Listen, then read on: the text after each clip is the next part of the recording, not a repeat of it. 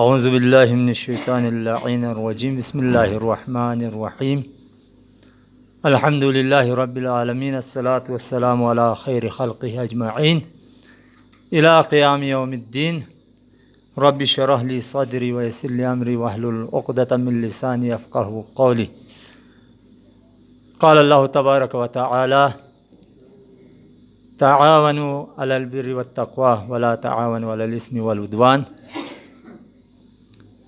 عزیزان محترم، سامعین گرامی، دامن وقت میں گنجائش نہیں ہے، صرف 5 منٹ کی اجازت دی گئی ہے۔ کوشش کروں گا انہی 5 منٹ کے اندر گفتگو کر کے آپ سے اجازت چاہوں گا۔ سب سے پہلے آج کے اس عظیم دن میں اس عظیم پروگرام کا انعقاد کیا ہے کہ آج کا دن جناب زینب کبریٰ فاتح شام علی کی شیر دل بیٹی کی ولادت کا دن ہے۔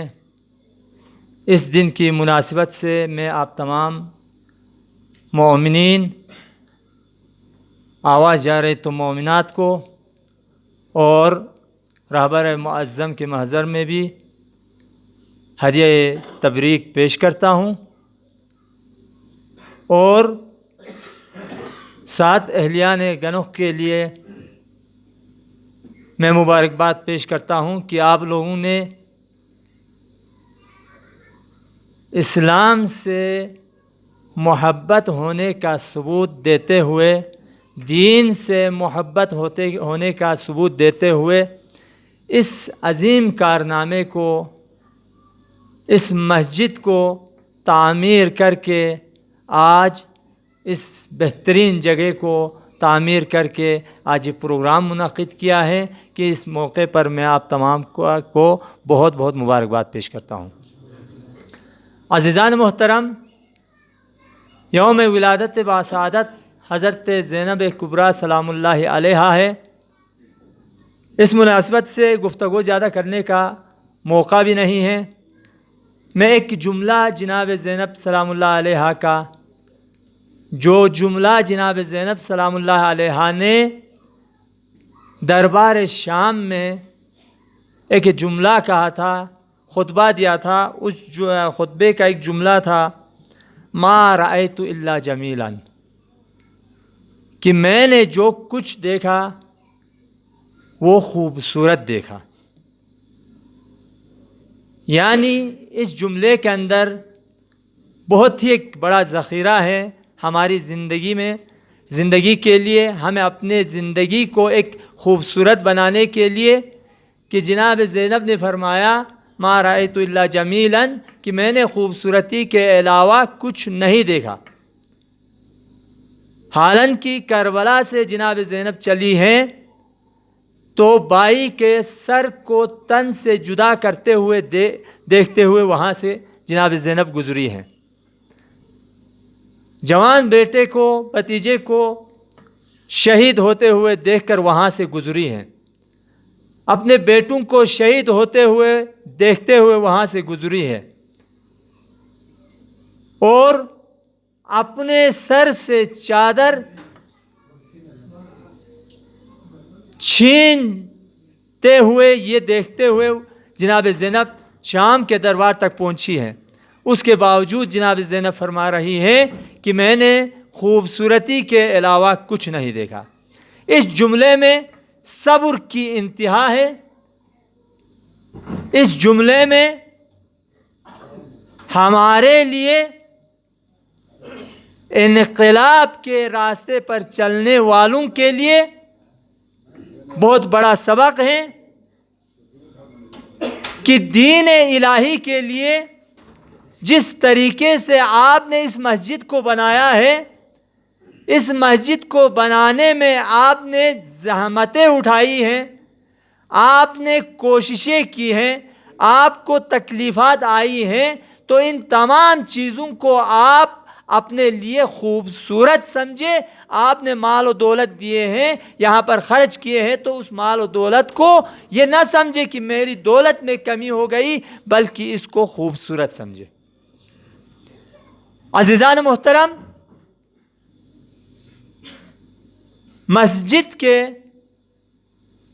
مسجد کا بنیاد رکھنا آسان کام ہے. مسجد کا تعمیر کرنا بھی بہت بڑا آسان کام ہے. جس طریقے سے آپ نے مسجد کی بنیاد رکھی اور بنیاد رکھنے کے بعد تعمیر شروع کی, تو کچھ عرصے میں یہ خوبصورت عمارت وجود میں آ گئی آسانی کے ساتھ.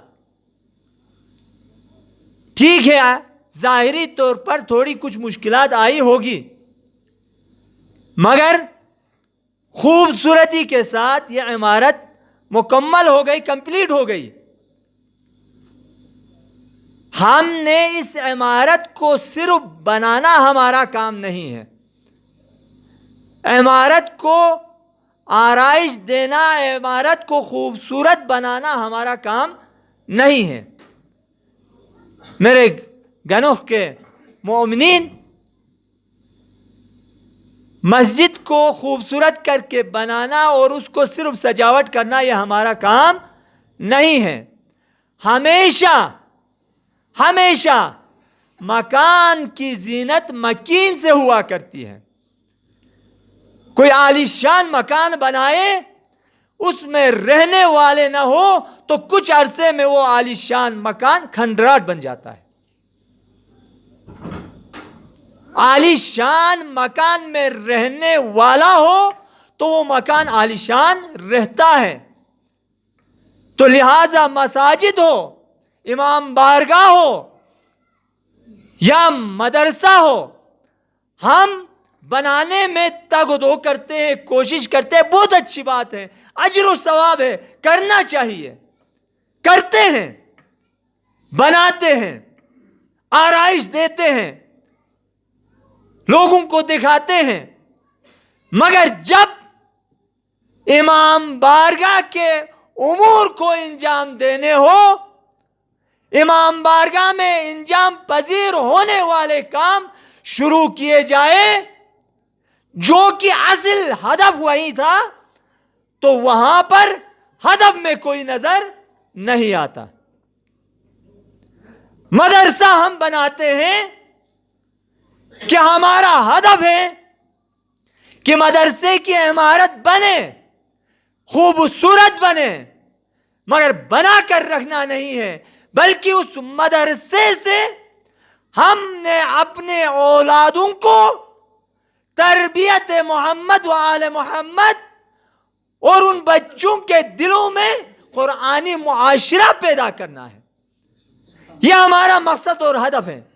اگر ہم اس مدرسے کی عالیشان عمارت بنا کر مدرسے کے ٹائم پر میں بچے کو ٹیوشن بھیج دوں, پہلے ٹائم پر سکول بھیج دوں, اگر اس بستی کا وہ غریب عالم دین آ کر آپ سے ریکویسٹ بھی کرے کہ اپنے بچے کو مدرسے کی طرف بھیج دے, اور ہم عوام یہ کہے کہ ہمارے بچے کے پاس ٹائم نہیں ہے کیونکہ فرسٹ ٹائم وہ سکول جاتا ہے, سیکنڈ ٹائم ٹیوشن جاتا ہے, تو پھر اس عمارت کے بنانے کا کچھ بھی فائدہ نہیں ہے.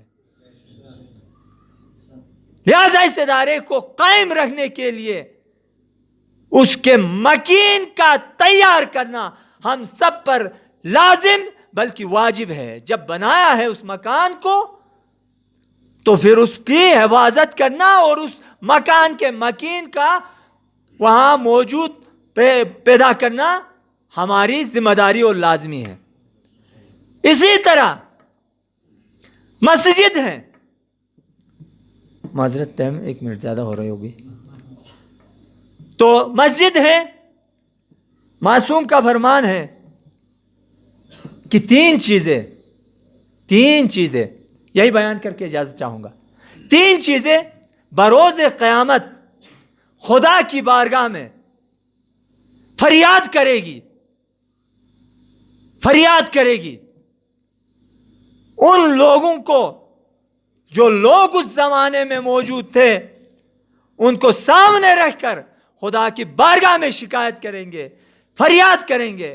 ان میں سے ان 3 چیزوں میں سے ایک ہے وہ مسجد جس کو ہم نے تعمیر کیا، آرائش دیا، خوبصورت بنایا، مگر جب نماز ہو یا جمعہ ہو یا جماعت ہو اس وقت اس مسجد میں کوئی نہ آئے، اس مسجد کو ویران رکھے، اس مسجد کو نظر انداز کرے، تو وہ مسجد خدا کی بارگاہ میں فریاد کرے گی، پروردگار مجھے دنیا میں صرف ان لوگوں نے شرمندہ کرنے کو بنایا تھا.